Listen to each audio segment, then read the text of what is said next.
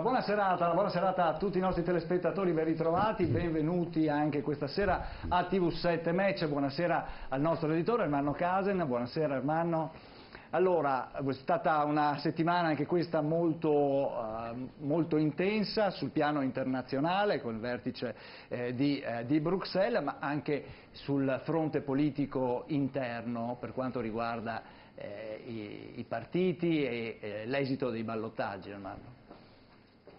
Beh sì, sul campo europeo c'è stato un grande movimento determinato anche da decisione e da quanto detto Salvini, quanto detto Di Maio, quanto detto il nostro Presidente del Consiglio Conte, e sicuramente le cose si spera che comincino a muoversi. Questa sera noi parleremo di diverse cose interessanti. Nel memorandum, cioè il pezzettino di storia, parleremo di Ustica per l'ennesima volta, è uno dei tanti misteri italiani che mai risolti, una giustizia dimezzata dove si parla di tante cose ma non si arriva mai al dunque.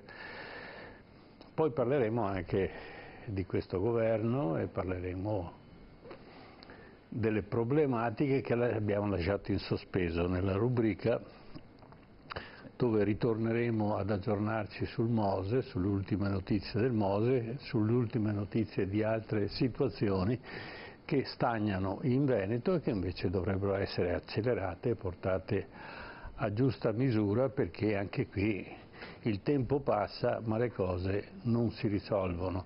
Quindi aggiorniamo settimanalmente con la nostra rubrica quelli che sono i passi avanti in una situazione, per esempio l'ospedale di Padova piuttosto che la metropolitana di superficie, che speriamo prima o dopo, tra le prossime 20 generazioni, vedranno finalmente la luce.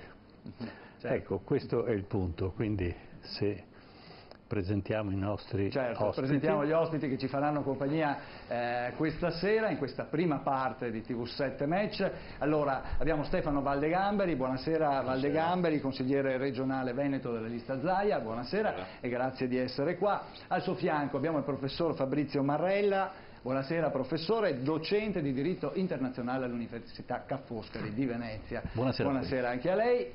E poi abbiamo Gennaro Marotta, esponente di Italia dei Valori. Allora, adesso facciamo un attimo di pubblicità, ma torniamo subito e inizieremo allora la nostra serata tra poco.